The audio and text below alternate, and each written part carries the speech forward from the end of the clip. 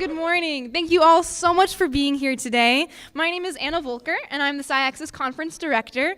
I'm so thrilled to see all of you here today joining us in the room for this inaugural conference. This is the first time we've ever done this event, and we're so proud to be hosting it here at The Ohio State University, and we're so excited to have all of you joining us for this important conversation on accessibility in science and the STEM fields.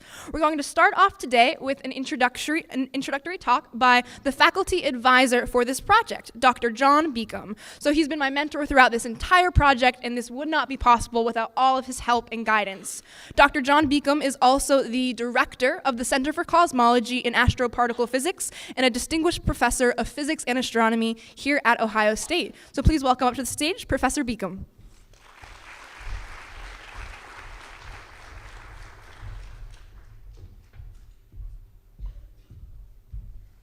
Good morning. Good morning. Welcome to Columbus, welcome to Ohio State, and welcome to the SciAccess Conference. I have 3 points. They're about universality, diversity, and accessibility. Science fundamentally is about universality. The universality of natural laws that govern the universe and all of its contents. If we take this thing and drop it, it takes a certain amount of time. If I do it again, it takes exactly the same amount of time, again and again and again. Why? Because there's fundamental laws that govern its behavior. In astronomy, the motion of the sun and the planets and the moon, the regularity of those motions is governed by laws. And in biology, our organs and circulatory systems and all that, even though we're different on the outside, the basic architecture of us is the same as each other and of, say, a squirrel. But these laws and the progress in science are not just about individual disciplines, but about connecting them. The laws of nature are there to be found by anyone, but it's hard. And so science needs diversity. Why? Well, we all look at the world differently, and this leads to different individuals noticing things that nobody else ever saw. That's kind of the classic story of scientific discovery, but it's not the whole story. It also leads to greater, more productive discussions in groups where good ideas are amplified, and it's sort of like improv. Somebody has a cool idea, but it's not quite there. Somebody else builds on it and goes further and further and further, and that works better if those are different perspectives and not just homogeneous. Diversity leads to discoveries. But to accomplish this, science needs accessibility. Access to education and opportunity is a human right. We must work to ensure full access for all. Accessibility leads to discoveries. These benefit individuals, they benefit society, and they advance the cause of science itself. Science is for everyone, but it must be welcoming to everyone, and it must be accessible to everyone. Honestly, the history of science is not totally great on all of those points, but things are getting better, and many of us in the field are working to advance that. And I know you share those values. That's why you're here, because we're turning those values into action together. This effort is led by Anna Volker, who is the leader of this conference and all of the projects that came before it and the projects that will follow, that she'll talk about next. Anna is a trailblazer. Beginning at the start of her undergraduate career, she got involved in science outreach. She did planetarium shows, she did YouTube videos, she did a sensory-friendly day at COSI, the nearby science museum, and so on and so on. And eventually, her interests outstripped what Ohio State had to offer in any particular program. So she designed her own program, and she graduated with a Bachelor of Science degree in Science Communication and Accessibility. As far as I know, that's unique in the world, the first person to have that degree. And that's fitting for her. As I said, she's a trailblazer. Because of all of the work she'd done and because of her wonderful visions for the future, she was selected as one of 2 awardees of the 2018 Ohio State President's Prize. Ohio State, you may have heard, has a lot of students, like 56,000. So selecting 2 of them is a very high honor. And that's an honor that Anna is well deserving of. So I reintroduce Anna, who's going to tell you about her vision, not only for this conference, but for what follows and what all of us can do together. Thank you.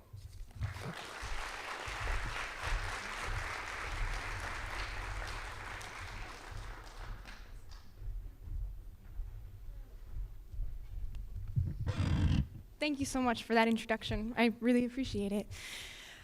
I am so excited to see you all here today, and I'm thrilled to welcome you to this inaugural event, and to see so many people filling this room from across the nation and across the globe. The speakers, volunteers, and attendees here today have countless different backgrounds, areas of expertise, and reasons for coming to this conference, but we all have one important thing in common: a passion for equitable education and accessibility within the STEM field. I am so thankful to each and every one of you for taking the time out of your weekend to join us, even before you knew you were starting your day with a waffle bar. A friend of mine who loves waffles had me add that in. I'd also like to thank Professor Beacom for his kind words and for his countless guidance for this event. It would not be possible without his help, and with the help of so many others who made this conference possible.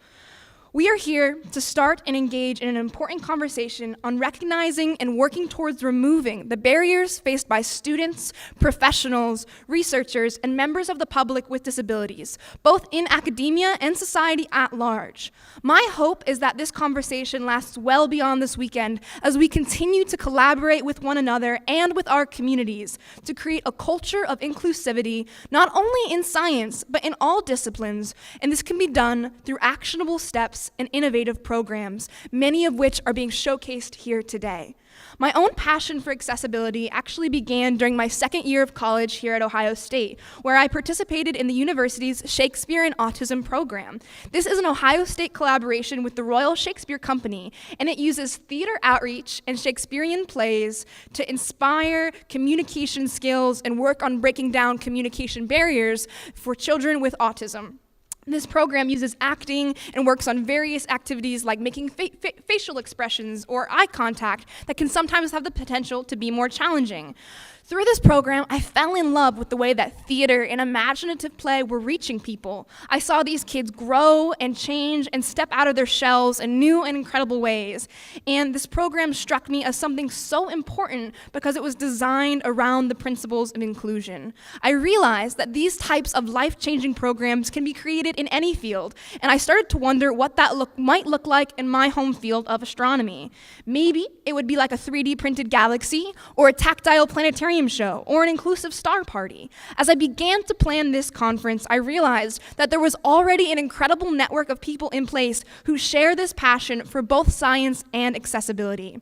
I'm thrilled to share that we have 250 attendees here today, and we'll be hearing from over 60 brilliant speakers. We have a great local representation from here in Ohio, as well as people who have traveled from across the US and from several other nations to be in this room this morning. A special shout out to one of our amazing speakers, Kamiko, who is joining us from Tokyo and wins the award for traveling the furthest this weekend.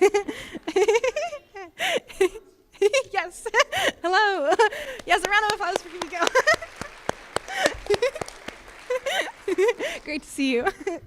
I would also like to take a moment to thank my wonderful team of 30 volunteers who are the people who have made this event possible. They've helped with everything from the Braille programs to welcoming you this morning to eating ice cream with me at midnight last night as I finished up the final details for today.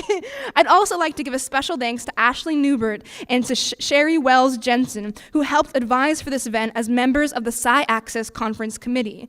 This conference would also not be possible without my wonderful team of program assistants, Tanvi Brar, Hariz Faisal, and Jessica Caton. This team has helped me every step of the way, and I'd like to take a moment to thank them all and all of our volunteers with a round of applause.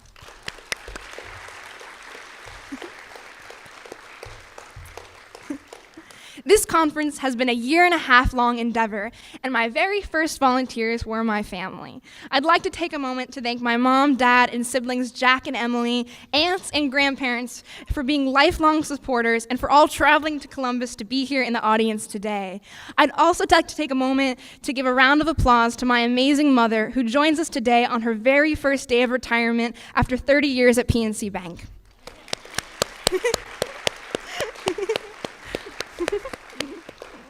Of course, one of the most exciting parts of this event are our keynote speakers, Anusha Ansari and Dr. Temple Grandin. Thanks to them, many people here at this conference will leave the weekend saying they've gotten to finally meet some of their personal heroes, and they're personal heroes of mine as well. I'd like to take a moment to actually share with you the first time I met each of these individuals.